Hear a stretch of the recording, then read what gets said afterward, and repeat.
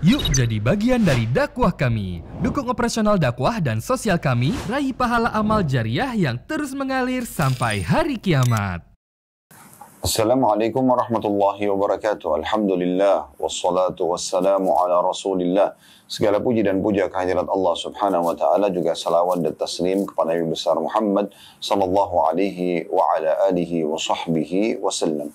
Saudaraku seiman, di hari Kamis pada hari ini, di siang hari tentunya pukul 13.00 waktu Indonesia Barat, kita akan melanjutkan bedah buku kita dengan berjudul 35 amal pelebur dosa yang ditulis oleh Fatin binti Abdul Aziz hafizahullah.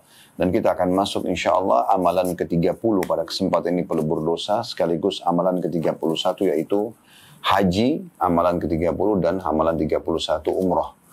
Saudaraku seiman, sebelum kita mulai membahas lebih panjang lebar tentang masalah apa yang bisa kita ambil dan bedah dari bahasan kita ini, dan insya Allah semoga menjadi ilmu yang bermanfaat, kita berdoa dulu kepada Allah subhanahu wa ta'ala. Semoga saja Allah subhanahu wa ta'ala panjangkan umur kita di atas ketaatan kepadanya.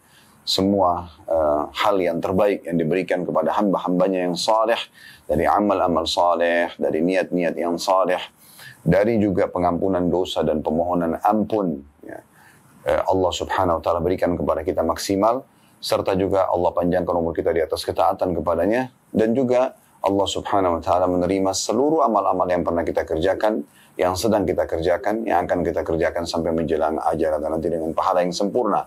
Dan juga semoga Allah subhanahu wa ta'ala memaafkan seluruh kesalahan dan dosa-dosa kita, bahkan semoga saja dengan kemahamurahannya Allah menggantinya menjadi pahala.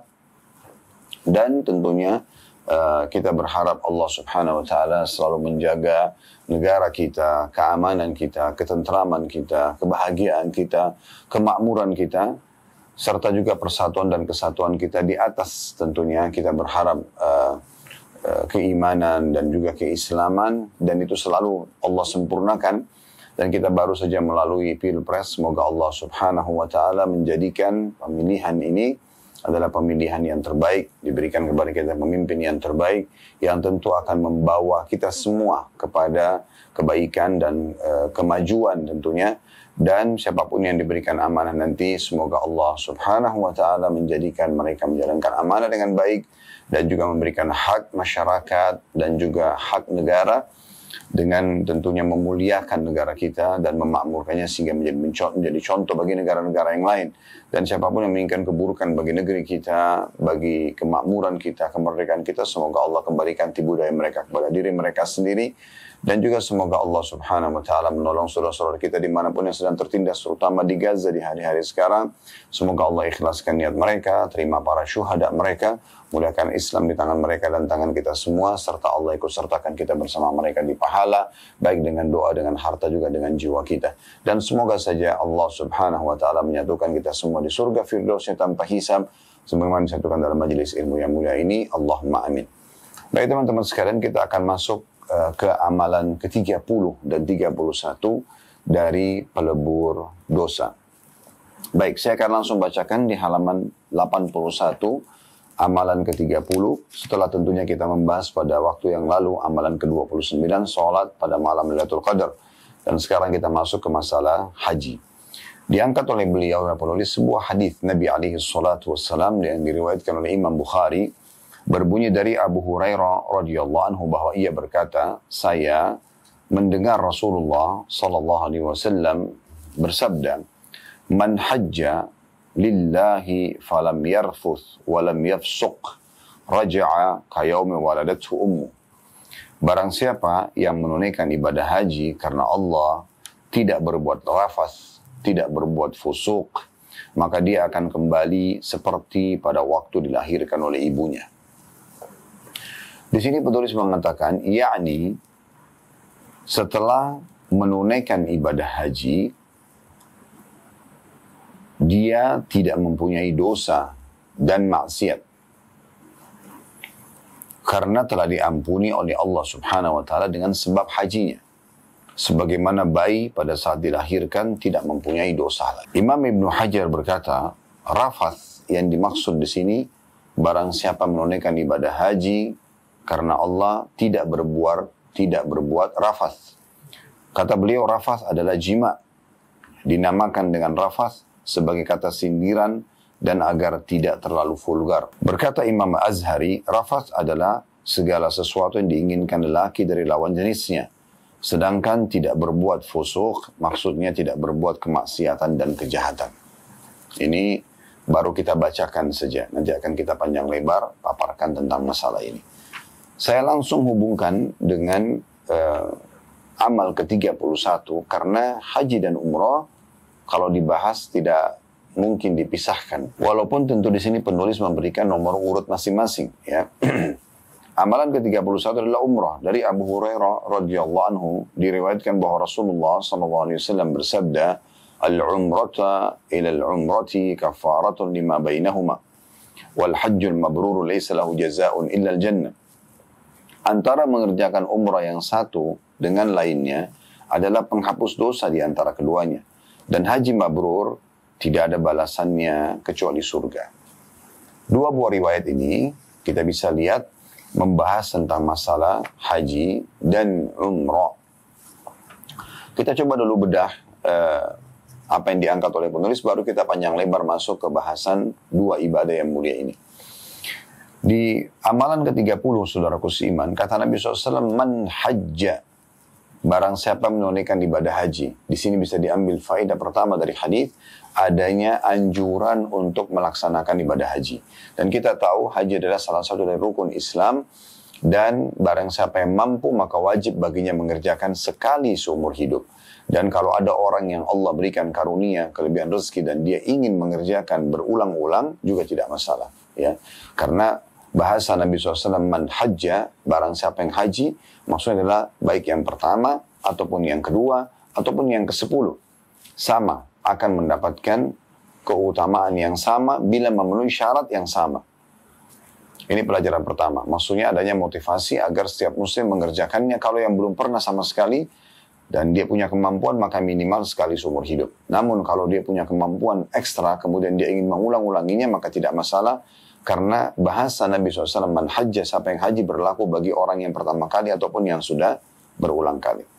Faedah kedua dari hadis adalah syarat agar mendapatkan keutamaan pembersihan dosa, yaitu falam yarfuth, dia tidak rafath. Nah, tadi sempat dijelaskan sedikit tentang makna rafath, dan rafath ini teman-teman sekalian lebih kepada tadi yang saya cenderung Imam Azhari mengatakan, apapun yang kecenderungan dilakukan oleh seorang laki-laki pada lawan jenisnya atau perempuan pada lawan jenisnya. Maksudnya kata-kata cinta, sayang, rindu, tapi bukan dengan pasangan halal. Ya. Kalau suami istri saja pada saat sedang berihram, nanti akan kita jelaskan di insya Allah larangan-larangan ihram, itu tidak boleh mereka mengucapkan kata-kata yang bisa mengundang syahwat, walaupun boleh bersebelahan, boleh bergandengan, kalau lagi tawaf, lagi sa'i, tapi tetap tidak boleh mengucapkan kata-kata yang mengundang syahwat. Misalnya mengundang apapun yang berhubungan dengan syahwat, ya. Tatapan mata mungkin, sentuhan tangan, tapi diikuti dengan syahwat, ya. Ini tidak boleh. Itu suami istri yang jelas halal, sampai mereka selesai dari ihramnya. Apalagi kalau kepada selain pasangan halal. Apalagi kalau kepada selain pasangan halal. Jadi lebih mutlak tidak boleh. Lebih mutlak tidak boleh. Jadi kita harus paham baik-baik tentang masalah ini, ya. Karena banyak di antara orang, subhanallah, mereka pergi haji ataupun pergi umrah, ya, dianggap seperti dia sedang berada di Indonesia.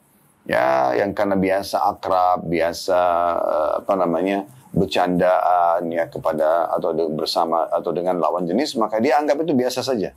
Padahal sebenarnya sementara mereka haji, ini syarat mutlak agar bisa dapat pengampunan dosa. Dan ini tidak main-main. Karena pengampunan dosa seperti baru dilahirkan oleh ibu, maknanya bersih sama sekali dari dosa.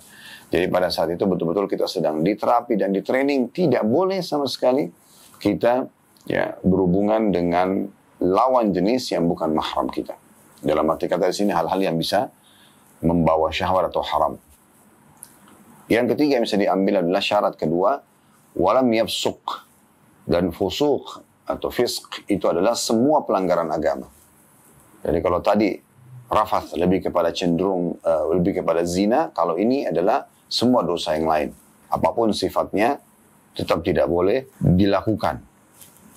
ya, orang menggibah, memfitnah, memukul, mencuri, apalah segala macam perbuatan yang kita sudah tahu haram dalam agama Islam, maka ini tidak boleh sama sekali dilakukan. Kalau Anda ingin memenuhi syarat ya, ini agar mendapatkan janji Allah Subhanahu wa taala. Dan janjinya sudah disebutkan tadi, yaitu kalau dia memenuhi dua syarat ini, raja'a kayawma waladathu ummu, dia akan pulang dari haji itu seperti baru dilahirkan oleh ibunya, maksudnya bersih sama sekali dari dosa-dosa. Nah, ini 3 faedah dari hadis, atau bisa kita katakan 4 ya. Dan yang keempatnya adalah keutamaan orang yang mengerjakan ibadah haji diikuti dengan tidak rafath, tidak mengucapkan sesuatu kata-kata yang mengundang pada syahwat ya, pada pasangan yang tidak halal, kemudian juga tidak fusuk, berbuat kriminal, maka yang keempat dia mendapatkan dari faedah pertama dari anjuran haji. Yang kedua adalah syarat pertama agar mendapatkan pengampunan tidak rafath.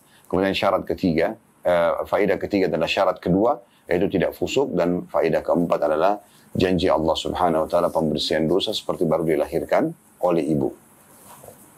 Kita pindah dulu ke amalan yang ke-31. Kita membedah hadis tentang umrah. Kata Nabi SAW, al-umratu ilal umrati. Nah, perlu dibahas, diberikan penekanan di sini bahwasanya adanya anjuran untuk mengulang-ulangi umrah. Jadi dari hadis ini, kata Nabi SAW di halaman 82 ya, antara umrah dengan umrah yang lainnya. Apa yang Anda bisa pahami di sini? Adanya motivasi untuk mengulang-ulangi ibadah umrah itu. Jadi jangan Anda mengatakan, kan saya sudah umrah bulan lalu, saya sudah umrah tahun lalu, saya sudah umrah 5 tahun yang lalu. Itu sudah tercatat. Tapi di sini, kalau Anda mau dapat pengampunan dosa ekstra, perhatikan Nabi SAW mengatakan antara umrah ke umrah setelahnya. Berarti ada apa? Ada motivasi untuk mengulangi umrah tersebut. Karena di antara umrah itulah terjadi pembersihan dosa. Ya. Kemudian, faedah kedua dari hadis, adanya pembersihan dosa, kafaratun lima bainahuma, pembersihan dosa di antara keduanya. Hanya saja di sini yang perlu kita garis bawahi, pembersihan dosa-dosa kecil, ya, dosa besar tidak masuk di dalamnya. Kemudian faedah ketiga dari hadis adalah tentang keutamaan haji yang mabrur, akan mendapatkan tiket VIP ke surga.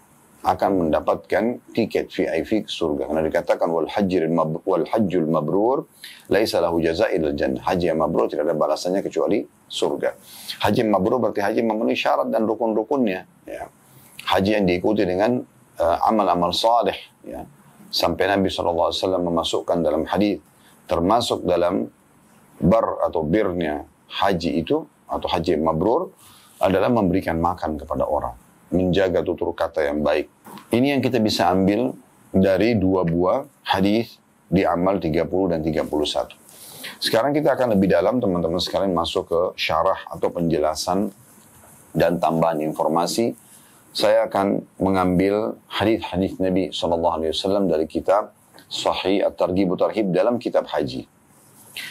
Yang pertama kita akan coba bacakan dulu keutamaan haji dan umrah, di mana Bapak Ibu akan mendapatkan ya apa saja, atau akan mendapatkan banyak sekali kelebihan yang dijanjikan Allah SWT dengan mengerjakan ibadah ini. Jadi dengan kita tahu ini, maka walaupun kita harus mengeluarkan biaya yang besar, jarak yang jauh, menyiapkan energi yang ekstra, meluangkan waktu yang cukup banyak karena harus berhari-hari misalnya kita berada di sana atau dalam perjalanan, ya, akumulasi perjalanan, maka tetap saja kita akan termotivasi. Dan alhamdulillah kita bersyukur kepada Allah Subhanahu wa taala, jemaah haji dan jemaah umrah Indonesia bisa kita katakan yang terbanyak ya, yang pergi untuk melaksanakan ibadah atau 2 ibadah ini. Satu karunia yang sangat besar.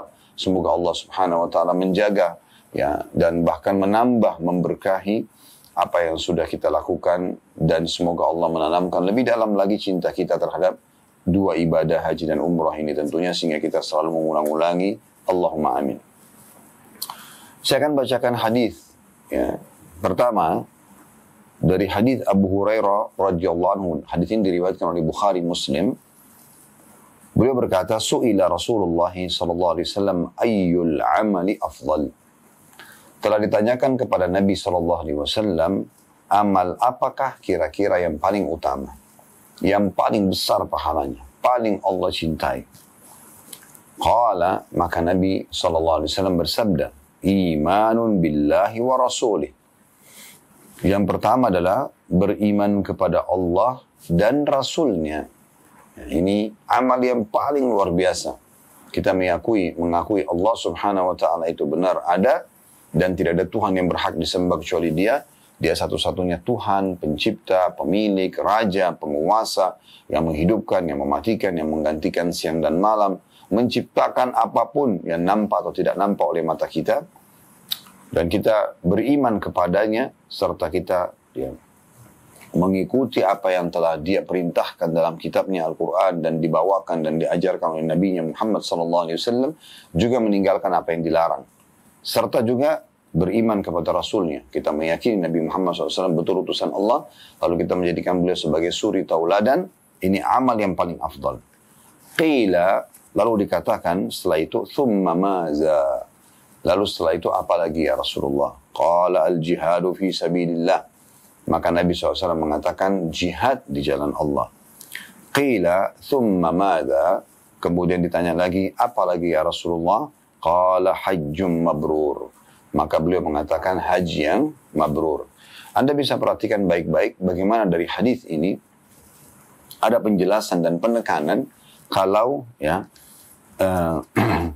haji mabrur masuk dari 3 amal yang paling afdal. Setelah iman kepada Allah dan Rasulnya, kemudian jihad di jalan Allah, kemudian masuk setelah itu haji yang mabrur. Berarti pahalanya sangat besar datang setelah jihad kepada Allah subhanahu wa ta'ala.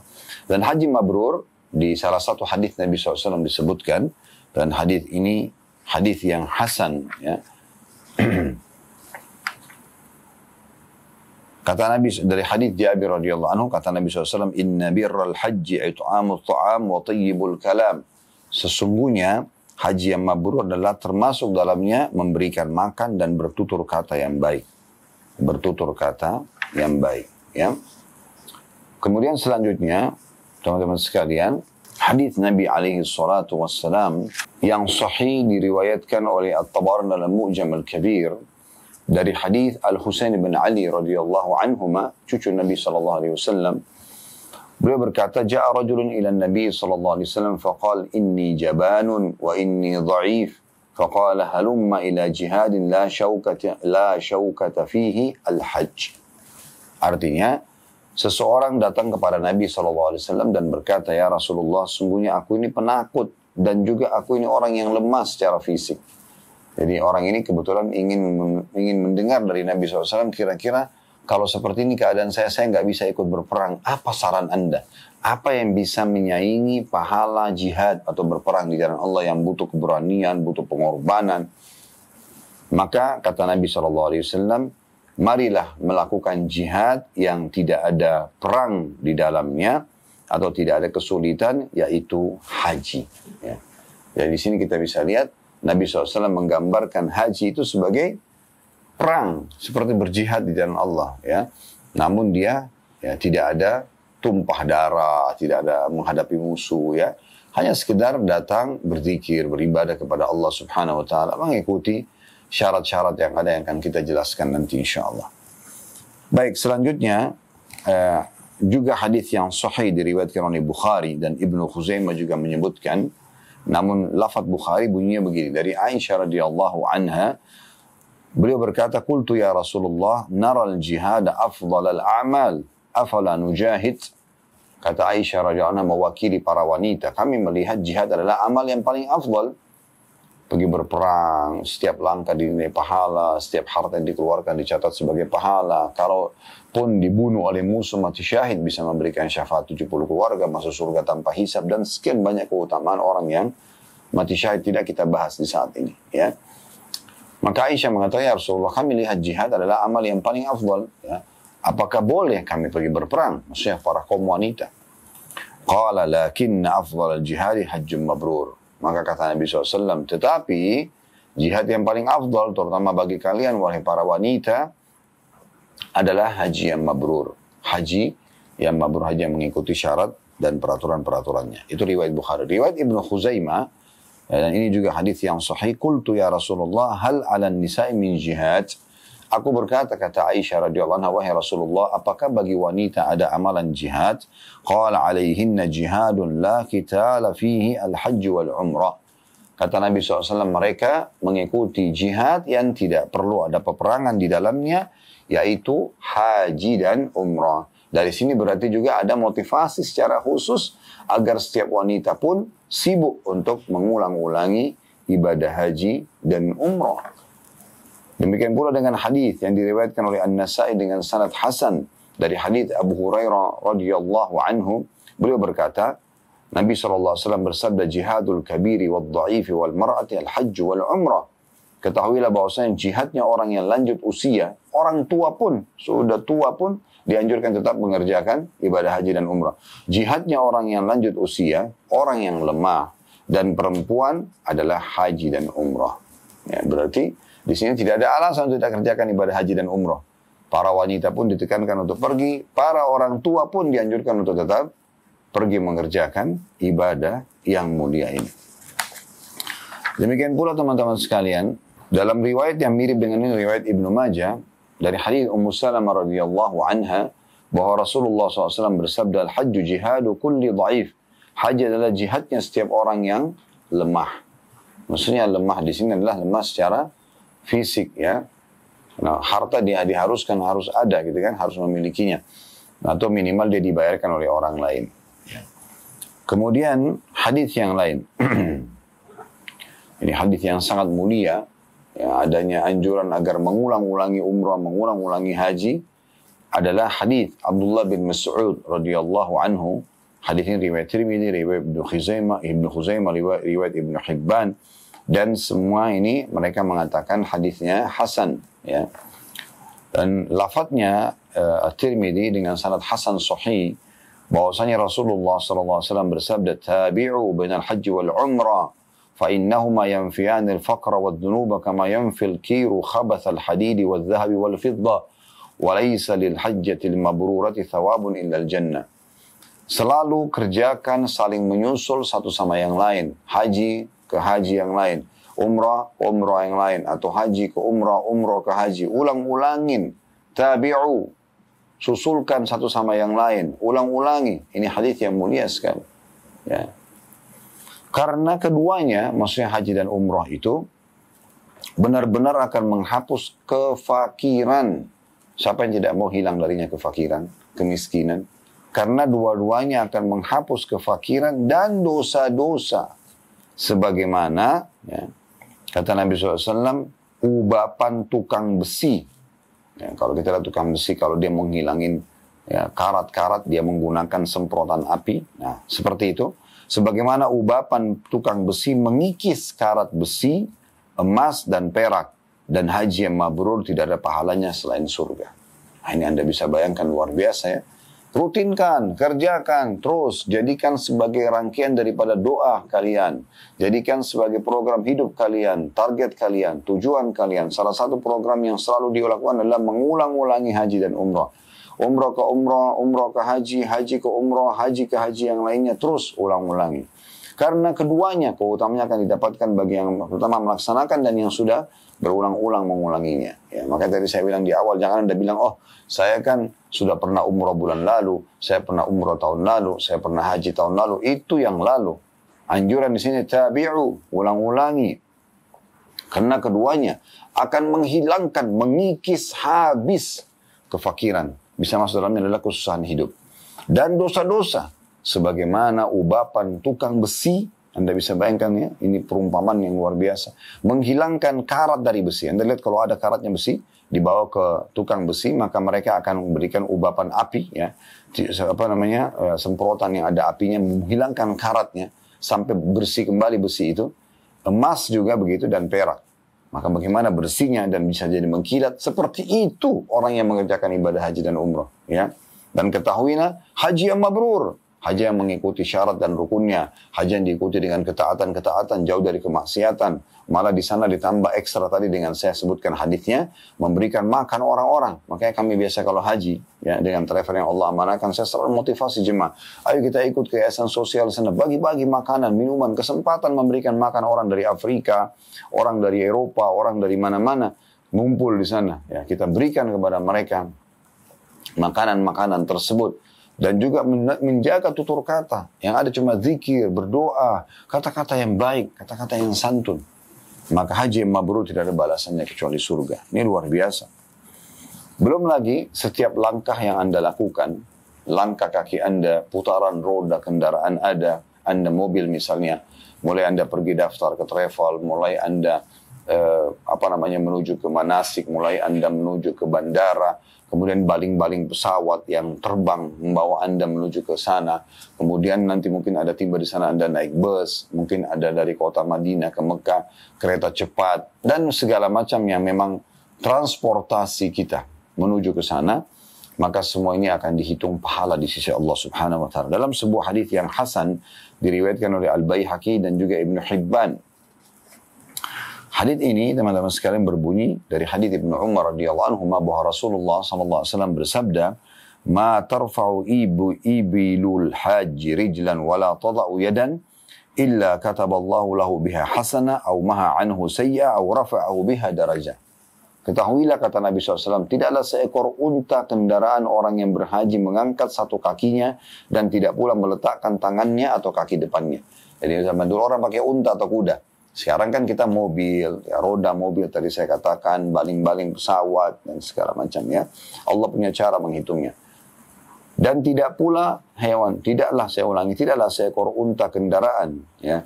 Orang yang berhaji mengangkat satu kakinya dan tidak pula meletakkan tangannya atau kaki depannya, melainkan dengannya Allah mencatat untuk orang yang berhaji itu satu kebaikan, atau menghapus darinya satu dosa, atau mengangkat dengannya satu derajat. Ini luar biasa. Dalam riwayat lain, dianya juga, ya, si pelaksana haji dan umrah ini sama. Mereka akan mendapatkan setiap langkah kakinya, ya, dia dan hewan tunggangannya sama-sama akan mendapatkan, ya, pahala. Ya. Itu dikuatkan dalam hadis At-Tabarani dalam Mu'jamul Awsat dari hadis Ubadah bin Samit radhiyallahu anhu, yaitu bunyinya kata Nabi SAW, fa inna laka minal ajri idha amamtal baytal atiqa alla tarfa'u qadaman aw tada'aha anta wa dabbatuka illa kutibat laka hasana wa rufi'at laka daraja. Ya. Artinya, dan ketahuilah kata Nabi SAW, sungguhnya pahala yang kamu dapat apabila kamu menuju al-baitil atiq atau Ka'bah adalah tidaklah kamu dan hewan tungganganmu. Kalau tadi kan riwayat sebelumnya hewan tunggangan unta. Di sini katakan tidaklah kamu, kita sendiri melangkah kaki.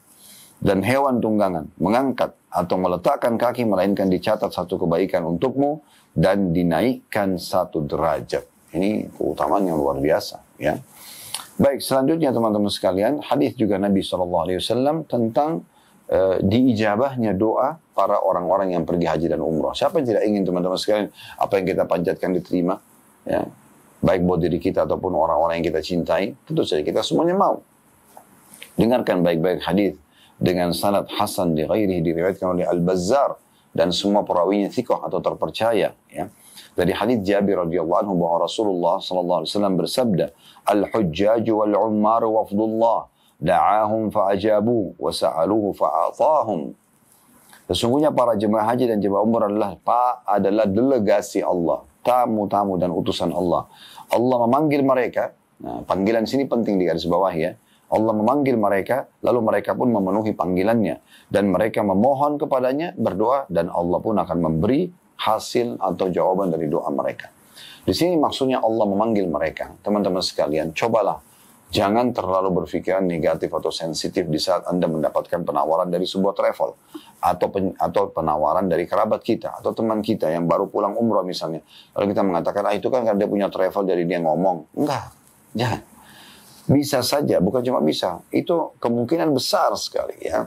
Bahkan bisa kita katakan pasti, itu adalah penyampaian dari Allah Subhanahu wa ta'ala. Dengan izin Allah Subhanahu wa ta'ala, Allah yang sedang menyampaikan informasi tentang haji dan umrah ini. Travel memberikan brosur, Anda dapat WA, mungkin itu peringatan dari Allah Subhanahu wa ta'ala. Walaupun Anda tidak harus terbang untuk berangkat dengan travel itu, tapi bagaimana bisa sampai berita kepada Anda? Seperti ibarat Anda lagi jalan dan mendengarkan suara azan. Ada panggilan agar mengerjakan sholat, maka ada panggilan untuk mengerjakan ibadah ini. Kenapa Anda tidak raih peluang itu dengan cara, ayo berangkat lagi, ayo berangkat lagi. Saya lihat Masya Allah ada beberapa orang jemaah yang luar biasa. Mereka tidak berhenti untuk terus saja melaksanakan ibadah yang mulia ini. Ini sangat baik ya, untuk selalu mengulang-ulangi ibadah tersebut. Maka ini teman-teman juga jelaskan, saya baru kemarin pulang umrah pakai travel ini enak banget misalnya. Kenapa Anda tidak raih kesempatannya? Tidak usah lupakan travel ya. Tapi bagaimana ya, Anda bisa mengingat dan mengambil pesan, kok bisa sampai ke kuping saya tentang masalah umrah haji ini, kan gitu. Nah ini sangat peka, atau kita harus peka dalam masalah-masalah seperti ini ya. Karena ini adalah, kalau sampai kita menjawab panggilan tersebut, perhatikan saya ulangi lagi hadisnya. Kata Nabi SAW, para jemaah haji dan umrah adalah para delegasi atau delegasi Allah. Allah memanggil mereka. Nah ini panggilannya. Bagaimana Allah memanggil mereka? Ya dari seruan teman-teman travel, dari seruan kerabat kita, dari cerita-cerita yang sampai kepada kita, dari adanya kesehatan dan kesempatan juga harta yang bisa kita gunakan. Dan adanya rasa rindu, ingin melihat Ka'bah atau ini kembali ke sana. Maka semua ini sama, ini panggilan dari Allah. Allah memanggil mereka dan mereka pun memenuhi panggilan tersebut. Segera pergi daftar, segera pergi haji dan umrah misalnya. Maka dengan itu, mereka memohon kepada Allah, maka Allah akan menerima doa-doa mereka. Jadi diijabah doanya. Di dalam hadis yang lain, riwayat Ibnu Umar dengan sanad hasan, dan ini diriwayatkan atau melalui Ibnu Umar dan diriwayatkan Ibnu Majah. Kata Nabi SAW, Al-Ghazi fisabilillah wal haji wal mu'tamir wafdullah da'ahum fa'ajabu wa sa'alu fa'atahum. Sesungguhnya orang-orang yang berperang di jalan Allah adalah orang-orang yang berperang di jalan Allah, orang yang haji dan orang yang umrah adalah para delegasi Allah. Allah memanggil mereka, lalu mereka pun memenuhi panggilannya. Dan dengan itu, pada saat mereka memohon, maka dia Allah akan menerima permohonan mereka. Dalam riwayat lain dengan sanad hasan, riwayat Ibnu Khuzaimah, lafadznya adalah kata Nabi SAW, Wafdullahi thalatha, al-hajju wal-mu'tamir wal-ghazi. Delegasi Allah, ya utusan-utusan Allah, tetamu-tamu Allah, itu adalah ada 3. Orang yang haji, orang yang umrah, dan orang yang berperang di jalan Allah. Anda bisa bayangkan nih, disatukan antara haji, umrah dengan jihad.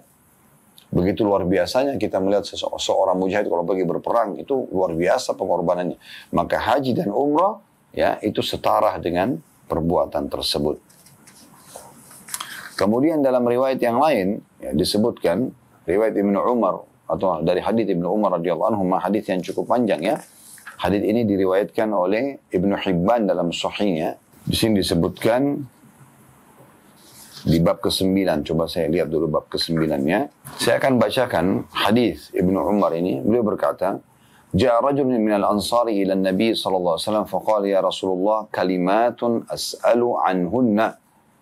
Wahai Rasulullah, seseorang dari Ansar datang dan mengatakan, wahai Rasulullah, ada beberapa kalimat yang ingin sekali aku tanyakan. Faqala ijlis. Maka Nabi SAW mengatakan, kalau begitu duduklah. Wajah rajul min Thaqif. Faqala ya Rasulullah, kalimatun as'alu anhunna. Faqala Nabi SAW, sabaqakal ansari.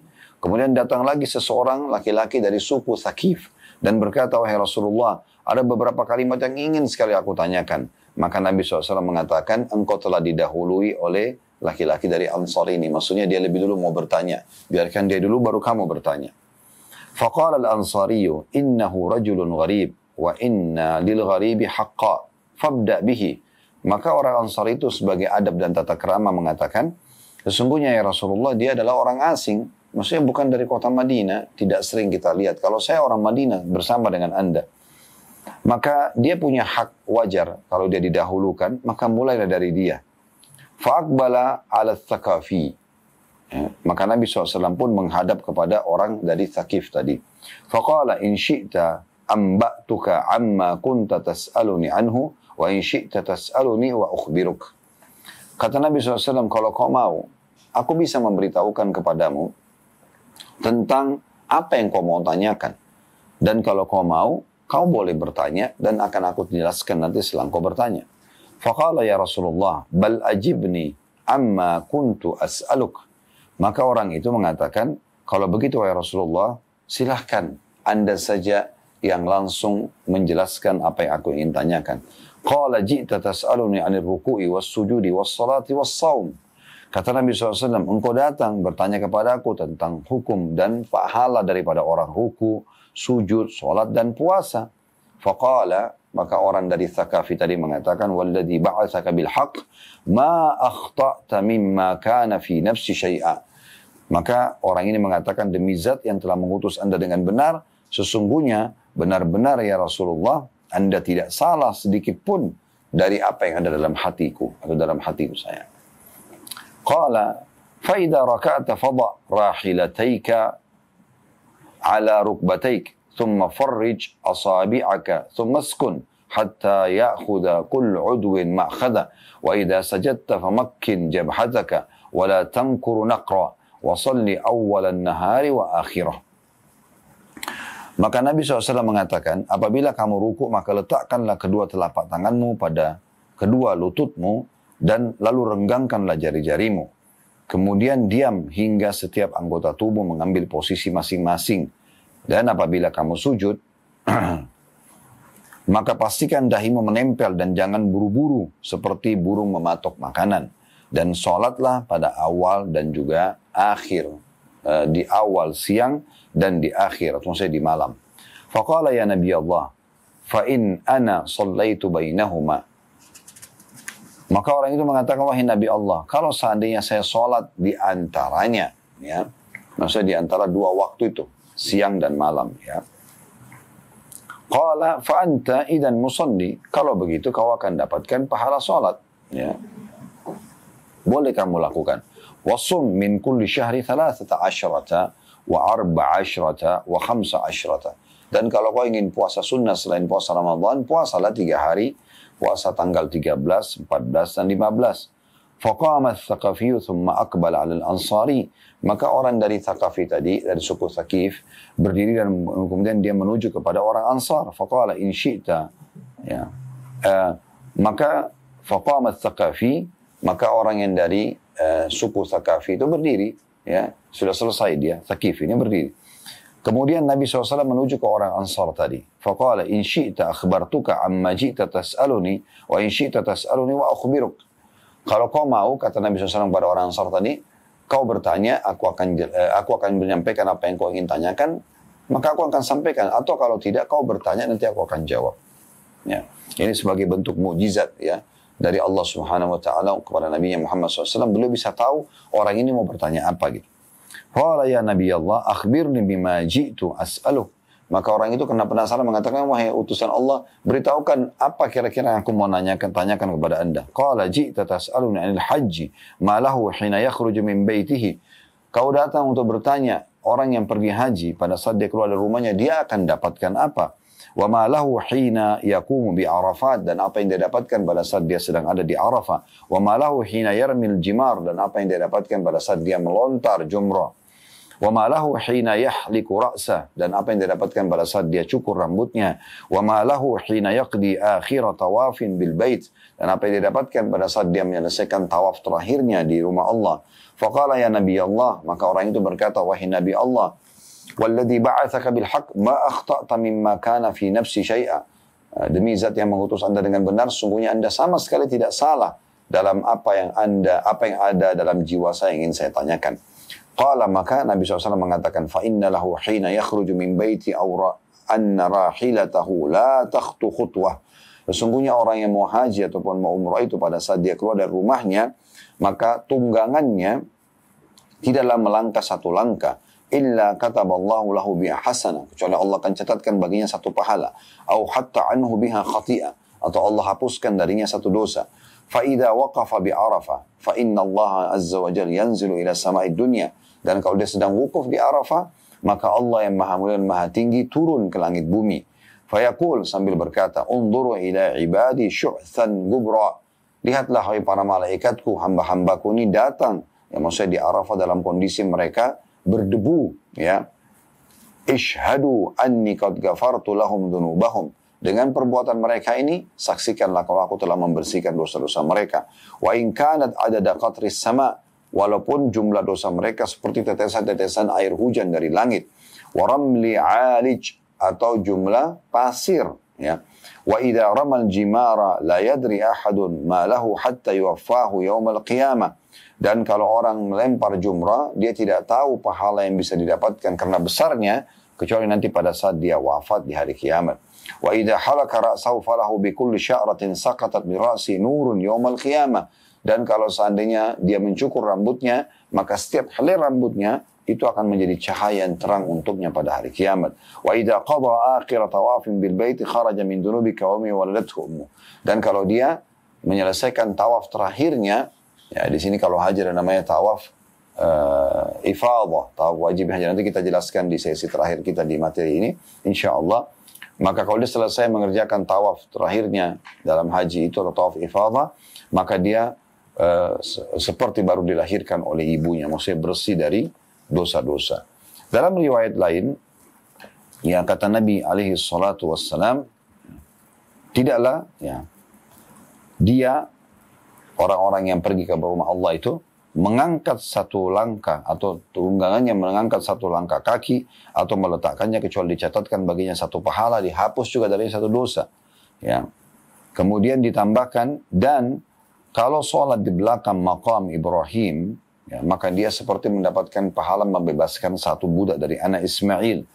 Sementara jalan antara Safa dan Marwa itu akan mendapatkan seperti bebaskan 70 budak dari anak Ismail. Ya. Hadis ini diriwayatkan oleh dari hadis Ibnu Umar dan diriwayatkan oleh Ibnu Hibban dalam sahihnya. Ya. Kemudian wukuf di Arafah, sesungguhnya Allah akan membanggakan mereka di depan para malaikatnya sambil mengatakan, lihatlah hamba-hambaku ini datang dalam kondisi mereka berdebu dari seluruh penjuru ya, muka bumi untuk mendapatkan rahmatku. Kalau seandainya dosa-dosa mereka sejumlah pasir atau air tetesan air hujan atau seperti buih di lautan, maka jelas aku akan mengampuni dosa-dosa mereka. Sementara ya, melontar mereka, maka ketahuilah kata Nabi SAW, bikulli hasatin ramaita takfiru kabiratin minal mubiqat. Setiap satu batu akan membersih untuk menjugurkan satu dosa besar yang membinasakan. Dan juga kata Nabi SAW, wa amma nahruka famadkhurun laka inda rabbik. Adapun kalau kau berkurban di musim haji, maka itu disimpankan di sisi Tuhanmu pahalanya. Wa amma hilakuka ra'saka falaka bikulli sya'ratin halaktaha hasanatun matumha anka biha khati'ah. Kalau tadi sebelumnya hadis yang kita bacakan, kalau orang cukur rambut maka setiap halinya akan menjadi cahaya untuknya pada hari kiamat. Kalau sini dikatakan setiap helai rambut yang dicukur pada saat haji dan umrah itu akan setiap halinya dicatat satu pahala dan dihapus darinya satu dosa. Ini luar biasa. Keutamaan yang luar biasa ya, yang sulit sekali untuk digambarkan tentunya teman-teman sekalian. Dan kalau kita ingin membahas tentang masalah haji dan umrah ini Imam Al-Mundhiri memberikan khusus ya bahasan tentang haji ini. Saya coba lihatkan ya, kira-kira berapa banyak bahasan beliau tentang masalah haji. Dan ini kalau teman-teman mau ikutin, kami membedah buku ini tentunya di setiap hari Jumat ya, setiap hari Jumat. Itu di jilid 3 dari kitab Sahih Targhib Tarhib. Itu dari halaman, teman-teman sekalian, dari halaman 3 sampai halaman 101. Sampai halaman 101. Dari halaman 3 sampai halaman 101. Berarti apa? 98 lembar kurang lebih beliau memuat hadis-hadis tentang haji ini. Anda bisa bayangkan luar biasanya ya pahala yang sangat besar yang dibahas di sini. Kita cuma baca sebagian, artinya kalau kita baca semua ini mungkin butuh waktu yang cukup panjang ya, mungkin berhari-hari untuk menyelesaikan kitab haji saya. Tapi ini mewakili insyaallah. Lalu kita tutup teman-teman sekalian di masalah keutamaan haji ini dengan tidak usah pikirkan masalah biaya yang Anda keluarkan. Ya, makin besar biaya yang Anda keluarkan, makanya sering saya ingatkan kepada jemaah haji dan jemaah umrah, baik dengan travel kami Uhud Tour atau dengan travel lain. Tidak usah perhitungan lagi dengan biaya yang Anda keluarkan. Karena setiap itu akan dicatat pahala yang ekstra di sisi Allah Subhanahu Wa Taala. Perhatikan dua riwayat ini. Riwayat ini dua-duanya sahih. Diriwayatkan oleh Al-Hakim dengan sahih berdasarkan syarat Bukhari Muslim. Bahwasanya Aisyah radhiyallahu anha ya, pernah dinasihati oleh Nabi SAW pada saat beliau sedang umrah, inna laki minal ajri ala qadri nasabiki wa nasabiki wa nafakatuki atau wa nafakatiki ya. Sesungguhnya pahala yang kamu dapat hai Aisyah sesuai dengan kadar kelelahanmu dan nafkah yang kamu keluarkan. Dalam riwayat yang kedua Kata Nabi SAW, innama ajruki fi umratiki ala qadri nafakatiki. Sesungguhnya pahalamu yang kamu dapatkan dalam umrah adalah sesuai dengan kadar nafkah yang kamu keluarkan. Subhanallah. Kita kalau keluarkan nafkah dengan misal, contoh ya, kita keluarkan harta di travel, misalnya kita ambil paket yang paling bagus. Kayak kami di Uhud itu ada paket platinum, memang cukup mahal. Karena memang kita juga membayar hotel yang mahal sana, fasilitas juga bus yang bagus. Mungkin ada teman-teman juga yang pakai bisnis kelas. Tidak usah khawatir dengan itu semua. Gunakan yang terbaik. Karena semua itu ada nilai pahala ekstra di sisi Allah Subhanahu wa Ta'ala.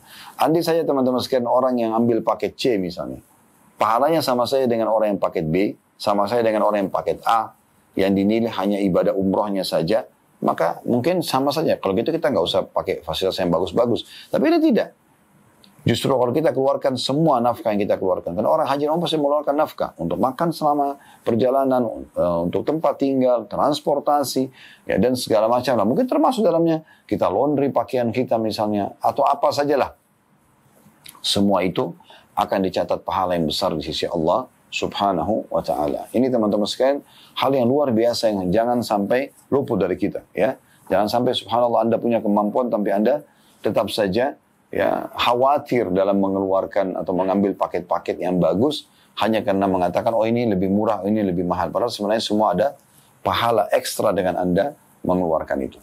Baik teman-teman sekarang kita masuk ke masalah haji dan umrah. Ini hal yang juga tidak boleh luput dalam penjelasan. Yaitu dalam umrah dan haji Anda harus memperhatikan yang pertama niat. Niat itu di miqat, di tempat yang sudah ditentukan oleh Nabi SAW. Kalau Anda jalurnya dari Indonesia, dari Jakarta ke Jeddah, maksudnya Jakarta langsung mau ke Mekah, Anda akan turun nanti pesawatnya insya Allah di bandara di Jeddah, maka ini berarti Anda niatnya di atas pesawat. Ya, di satu miqat namanya Yalamlam. Biasanya semua hampir penerbangan mengingatkan tentang Yalamlam. Kalau Anda sudah lewat di atas Yalamlam, maka silakan Anda niat untuk umrah. Ya. Kemudian Anda akan masuk dengan ihramnya ya, menuju ke Mekah. Jadi pakai ihram di pesawat. Kalau Anda jalurnya Jakarta ke Madinah dulu, seperti yang sering kami lakukan di Uhud Tour. Alhamdulillah kita biarkan jemaah dulu beradaptasi dengan cuaca, dengan waktu. Karena Saudi mundur 4 jam. Artinya kalau di sana jam 8 malam, seperti baru beberapa hari lalu kami balik umrah misalnya, di sana kalau tidak salah isyaknya itu hampir jam 8 lewat, hampir setengah 9 malam. Berarti kita di sini di Indonesia sudah setengah 1 malam. Kalau Anda tidak biasakan adaptasi 1-2 hari waktu, maka mungkin Anda akan kaget, akan sangat mengantuk di waktu sholat itu ya. Maka kalau jalur Anda ke Madinah dulu, nanti kalau Anda mau ke Mekah, niatnya di satu tempat namanya Bir Ali atau Dzul Khulaifah. Tentu semua travel akan memandu Anda, travel manapun Anda gunakan. Insya Allah mereka pasti akan menjalankan dengan baik ini. Baik, ini yang pertama niat. Dan niatnya adalah labbaik Allahumma umratan. Ya, kita niat untuk umrah. Kalau haji labbaik Allahumma hajjan. Kemudian yang kedua adalah menggunakan ihram. Kalau ihram ini teman-teman sekalian bagi laki-laki menggunakan 2 lembar kain putih yang tidak berjahit. Dan semua travel tentu saya yakin sudah membagikan ini. Dan di saat Anda bagi laki-laki sudah berihram dan Anda juga ya sudah niat, maka tidak boleh Anda ya menggunakan, sebelumnya kalau Anda ingin berihram ada sunnahnya. Apa itu sunnahnya bagi laki-laki dan perempuan? Kalau laki-laki pakai baju ihram khusus ya, 2 lembar kain yang tidak boleh berjahit. Kalau perempuan pakai baju lengkap. Bahkan yang boleh nampak hanya wajah dan telapak tangan. Yang belum terbiasa pakai kaos kaki harus wajib pakai kaos kaki. Di sini teman-teman sekalian, kalau Anda sebelum berihram ada sunnahnya. Sunnahnya apa? Mandi. Yang pertama. Yang kedua potong kuku. Yang ketiga mencukur bulu ketiak. Yang keempat mencukur bulu kemaluan. Yang kelima bagi laki-laki, ini tentu 4-4-nya laki-laki dan perempuan ya. Tapi yang kelima ditambah laki-laki dengan mencukur kumis. Ya, mencukur kumis. Ini sunnahnya. Kalau Anda kerjakan dapat pahala ekstra, kalau Anda juga Anda tidak berdosa. Saya ulangi, mandi dulu. Mandi-mandi biasa saja. Ya. Itu Anda bisa lakukan. Kalau dari Indonesia, Anda tadi jalurnya Jakarta, Jeddah, untuk masuk ke Mekah langsung, Anda sudah mandi dari rumah Anda sebelum Anda ke bandara. Atau kalau Anda nginap di hotel di dekat bandara, maka Anda mandi dulu dengan niat mandi ihram. Jangan lupa potong kuku, kemudian cukur bulu ketiak, cukur bulu kemaluan yang laki-laki dan perempuan 4-4-nya sama. Yang kelima ditambah buat laki-laki ekstra, yaitu mencukur kumis mereka. Ya, ini sunnah ihram. Kemudian kalau Anda sudah lewat miqat, tempat niat dan Anda sudah ihram, maka ada larangan ihram. Tidak boleh lagi Bapak Ibu sekalian Anda menggunakan wangi-wangian, ya, termasuk tisu basah. Bagi laki-laki secara khusus tidak boleh lagi pakai pakaian berjahit, tidak boleh ada kaos dalam, celana dalam, kaos kaki, tidak boleh menutup kepala, tidak boleh menutup mata kaki. Jadi kalau Anda sedang umrah, kalau laki-laki pakai sendal misalnya ya. Kemudian juga tidak boleh berkata-kata syahwat. Nah, tadi itu ya, rafath. Suami istri pun tidak boleh. Ya. Nanti selesai ihram baru boleh. Kemudian juga tidak boleh, teman-teman sekalian, yang bisa membatalkan, sampai membatalkan adalah jima. Ya, berhubungan biologis itu sebelum selesai ihram maka bisa batal haji dan umrahnya. Gitu kan? Kemudian juga tidak boleh, teman-teman sekalian, berburu hewan darat. Ya, itu tidak terjadi sekarang, tapi di masa dulu terjadi ini ya. Karena di masa dulu orang melakukan perjalanan dengan menunggangi kuda dan unta. Mereka kehabisan bekal di jalan, maka mereka berburu kelinci misalnya atau rusa. Nah, ini bagi orang sedang ihram tidak boleh. Di masa kita sudah tidak ada, kena makanan di pesawat, Masya Allah, di kereta cepat, di bus, di mobil pribadi sudah disiapkan semuanya. Atau banyak restoran yang bisa kita beli misalnya pun kalau kita pakai mobil pribadi. Ya. Maksud juga dalamnya tidak boleh teman-teman sekalian melamar, dilamar, menikah dan menikahkan selama ihram sampai selesai. Ini larangannya. Kemudian yang ketiga yang harus diperhatikan adalah, kita bicara umrah dulu ya, nanti kita masuk ke haji. Yaitu tawaf. Tawaf ya, mengelilingi Ka'bah 7 kali. Dari mulai Hajar Aswad ke Hajar Aswad lagi. 7 kali Anda tawaf. Dan setiap tawaf wajib dalam kondisi suci. Dalam kondisi berwudu. Ya. Dan setiap tawaf berdiri sendiri. Misalnya kalau Anda tawaf 1 kali dari Hajar Aswad ke Hajar Aswad lagi, berarti 1 kali. Beberapa langkah Anda melangkah misalnya di tawaf yang kedua, ternyata Anda keluar angin misalnya. Maka Anda tinggal ya, wudu, kemudian Anda kembali mengulangi tawaf nomor 2 saja. Nomor 1 sudah dianggap sah. 7 kali. Setelah itu Anda sholat di belakang maqam Ibrahim, tadi sudah kita sebutkan keutamanya, seperti membebaskan 1 orang budak dari anak Ismail. Kemudian yang keempat Anda sa'i. Jalan antara Safa dan Marwah, tadi sudah disebutkan keutamanya dalam hadis, ya, yaitu sama 7 kali sa'i dari Safa ke Marwah, Marwah ke Safa, Safa ke Marwah, Marwah ke Safa, Safa ke Marwah, Marwah ke Safa, terakhir Safa ke Marwah yang ke-7. Maka ini Anda akan mendapatkan seperti membebasin 70 budak dari anak Ismail. Kemudian yang terakhir adalah tahallul, mencukur rambut. Bagi laki-laki yang paling afdal menggundul kepala mereka. Sebagaimana Nabi SAW mengatakan, semoga Allah merahmati orang yang gundul. Maka ada sahabat yang mengatakan, ya Rasulullah, orang yang cukur. Kata Nabi SAW, semoga Allah merahmati orang yang gundul. 2 kali. Orang ini mengatakan, ya Rasulullah, orang yang cukur. Kata Nabi SAW, semoga Allah merahmati orang yang gundul. 3 kali. Orang ini masih mengatakan, ya Rasulullah, orang yang cukur. Maka baru yang keempat, kata Nabi SAW, semoga Allah merahmati orang yang cukur. Nah, rahmat artinya meliputi pengampunan dosa, peninggian derajat, pemenuhan kebutuhan, dan juga solusi dari permasalahan. Jadi rahmat Allah itu meliputi segala sesuatunya. Jadi bagi bapak-bapak pun kalau misalnya Anda hanya mau saja cukur, maka harus dari seluruh penjuru kepala, ya. Tapi kalau mau afdal, gundul, ya. Makanya seringkali Anda lihat kami gundul, karena saya sekarang sekian sebulan sekali, alhamdulillah melaksanakan ibadah yang mulia ini untuk membimbing jemaah tentunya. Nah, kalau ini sudah selesai, maka sudah selesai umrah Anda. Bagi ibu-ibu, mengambil ruas 3 atau 4 jari, ya, dari rambut, dari ujung rambutnya saja. Nah, ini poin berhubungan dengan masalah umrah. Kalau haji, terdiri dari 6 hari. 6 hari. Haji tentunya Anda kerjakan 6 hari. Mulai tanggal 8 sampai tanggal 13 Zulhijjah.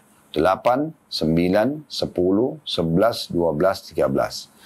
6 hari ini, saudaraku seiman, hari pertamanya tanggal 8 sama hari terakhirnya, hari ke-13, itu sunnah. Boleh Anda kerjakan, boleh tidak. Tapi 4 hari, 9, 10, 11, 12 wajib. Saya jelaskan. Tanggal 8-nya dikenal dengan hari tarwiyah. Ya, hari tarwiyah jemaah haji pakai ihram dari kamar hotel, ya, kemudian mereka pergi ke Mina dengan niat dari kamar hotelnya, labbaik Allahumma hajjan, ya Allah aku jawab panggilanmu dengan santun untuk haji. Kemudian pergilah mereka ke Mina, sholat duhur di waktu duhur 2 rakaat, sholat asar di waktu asar 2 rakaat, sholat maghrib di waktu maghrib 3 rakaat, sholat isya di waktu isya 2 rakaat, masing-masing diisi dengan zikir kepada Allah Subhanahu Wa Taala, nginap di Mina sampai besok. Tanggal 9. Nah, tanggal 9 ini teman-teman sekalian adalah puncak ibadah haji, dikenal dengan hari Arafah. Di sini semua jemaah haji wajib datang ke Arafah. Kata Nabi SAW, Al-Hajju Arafah. Haji itu adalah Arafah. Maka di saat ini tanggal 9 mereka pergi ke Arafah, ya, kemudian mereka wukuf atau tinggal di sana sampai terbenam matahari. Nggak boleh Bapak Ibu keluar sebelum terbenam matahari. Di saat ini Anda sholat duhur asar di jama, ya, di jama antara duhur dan asar, qasr, dipangkas 2 rakaat, ditakdim di waktu duhur. Ya. Kemudian Anda berzikir kepada Allah, terus berdoa sampai terbenam matahari. Nah di hari tanggal 9 juga ini malamnya, ya, Anda pergi ke Muzdalifah. Di sini Anda sunnahnya nginap sampai selesai sholat subuh. Kalau tidak bisa, maka Anda minimal melewati pertengahan malam di Muzdalifah. Kemudian tanggal 10-nya hari raya Idul Adha, di sini Bapak Ibu pergi jumrah Aqabah, melontar, ya, yang pertama 7 batu saja. Kemudian Anda juga berkurban, ya, kemudian Anda juga tawaf ifadah atau tawaf wajibnya haji. Tapi khusus, ya, jumrah Aqabah harus di tanggal 10. Harus di tanggal 10, maaf, di tanggal 10. Ya, jumrah Aqabah harus di tanggal 10. Kalau tawaf ifadah, tawaf wajibnya haji, dan juga, ya, berkurban boleh sampai hari tanggal 13. Tapi ini tiga-tiganya dianjurkan diselesaikan pada hari ini. Setelah itu Anda boleh tahallul, cukur rambut, dan Anda buka baju ihram yang Anda terikat dari tanggal 8 tadi. Dan kemudian Anda sudah pakai baju biasa. Cuma tanggal 10 Zulhijjah Anda sudah mulai tinggal di Mina. Ya, nginap.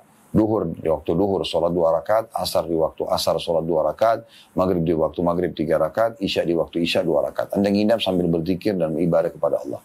Tanggal 11, tanggal 12, tanggal 13, 3 hari ini teman-teman Anda jumrah tapi 3 titik. Kecil, sedang, besar. Sugra, wusta, aqabah atau kubra. 7 batu, 7 batu, 7 batu. Yang tadi sudah kita sebutkan keutamaannya. 1 batunya sama dengan pembersihan 1 dosa besar. Dan kalau tanggal 12 Anda sudah mau keluar dari Mina, boleh. Tapi syaratnya Anda keluar sebelum terbenam matahari. Tapi saran kami Anda pakai travel apapun, Anda tinggal sampai tanggal 13 itu jauh lebih afdal. Nah ini yang rangkaian ibadah haji yang dianjurkan. Tentu nanti teman-teman kalau Anda ikut travel manapun akan ada manasik. Dan akan ada ustadz pembimbing yang akan berangkat yang akan memandu Anda. Terus insya Allah. Ini akan lebih kepada praktek lapangan. Tapi kita sedang fokus kepada keutamaan tadi yang sudah kita sebutkan. Agar memotivasi kita untuk mengulang-ulangi ibadah haji dan umrah. Allahu a'lam. Semoga saja Allah subhanahu wa ta'ala, ya, mencatatkan majelis kita ini, pertemuan kita ini majelis yang berkah, yang penuh dengan ilmu yang bermanfaat dan mudahkan untuk mengamalkan. Dan sekali lagi semoga Allah mudahkan kita untuk bisa mengerjakan ibadah haji dan umrah dan berulang-ulang dengan izin Allah subhanahu wa ta'ala, dengan keikhlasan, dengan kesehatan, dengan kesempurnaan ibadah dan juga pengampunan dosa. Allahumma amin. Kalau benar dari Allah, kalau salah dari saya mohon dimaafkan. Subhanakallah wa bihamdika, asyhadu an la ilaha illa anta astaghfiruka wa atubu ilaik. Wassalamualaikum warahmatullahi wabarakatuh.